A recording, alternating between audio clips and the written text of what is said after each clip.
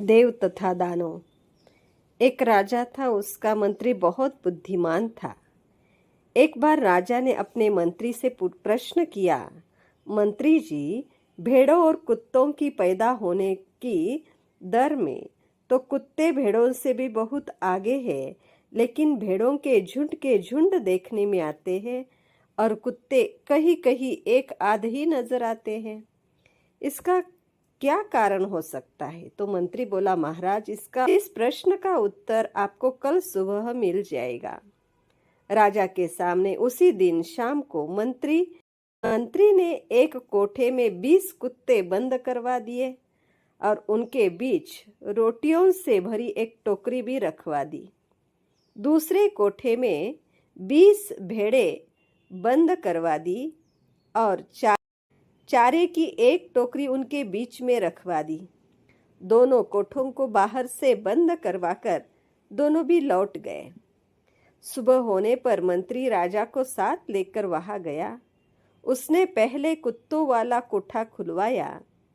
राजा को यह देखकर बड़ा आश्चर्य हुआ कि 20 कुत्ते आपस में लड़ लड़कर अपनी जान दे चुके हैं और रोटियों की टोकरी ज्यों की त्यों रखी है। कोई कुत्ता एक भी रोटी नहीं खा सका था। इसके पश्चात मंत्री राजा के साथ भेड़ों वाले कोठे में पहुंचा। कोठा खोलने के पश्चात राजा ने देखा कि 20 भेड़ें एक दूसरे के गले पर मुंह रखकर बड़े ही आराम से सो रही थी और उनकी चारे की टोकरी एकदम खाली थी।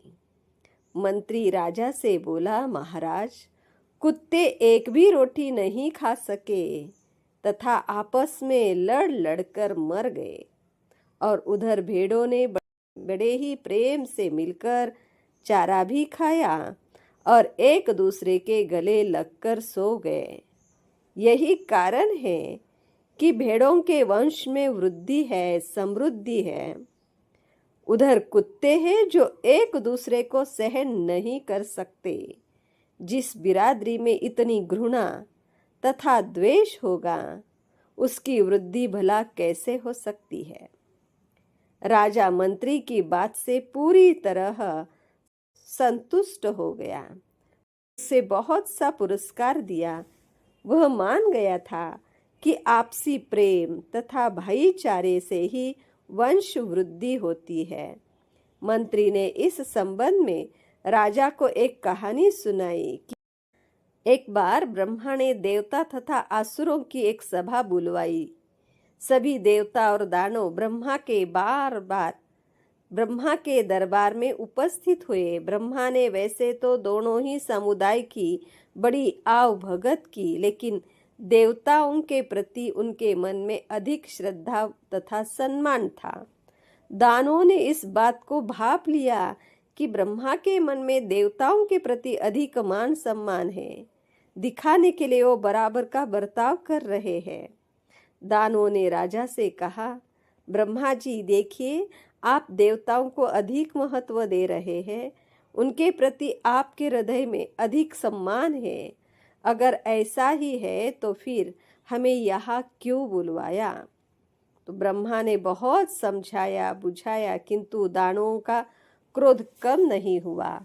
अब तो ब्रह्मा ने संकल्प किया कि दानवों को इस बात का बोध कराना ही होगा कि वे देवताओं की बराबरी नहीं कर सकते। ब्रह्मा ने असुरों के राजा से कहा, मुझे प्रसन्नता होगी यदि आप देवताओं के समान बन जाए, उनसे पीछे न रहे। हम तो पहले ही उनसे बहुत आगे हैं। असुरों के राजा ने अकड़ कर कहा। तो बुरा न माने तो मैं आपकी परीक्षा ले लूं, ब्रह्मा जी ने कहा। तो उन्होंने कहा, ठीक है, हो जाए परीक्षा। दानवों के राजा ने कहा।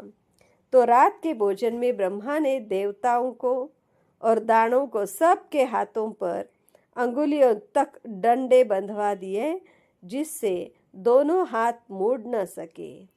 सबसे पहले ब्रह्मा ने असुरों के आगे लड्डुओं के बड़े बड़े थाल परोसे और कहा कि जो अधिक लड्डू खाएगा वही श्रेष्ठ होगा।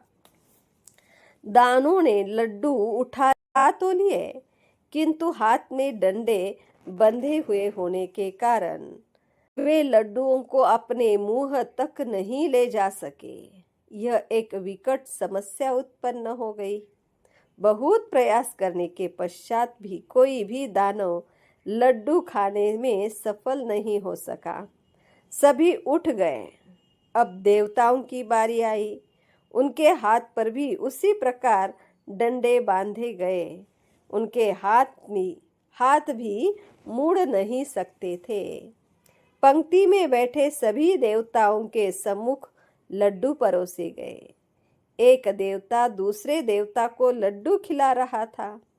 सभी दानव यह तमाशा देख रहे थे, तो उन्हें मानना पड़ा कि वास्तव में देवता दानवों से श्रेष्ठ है।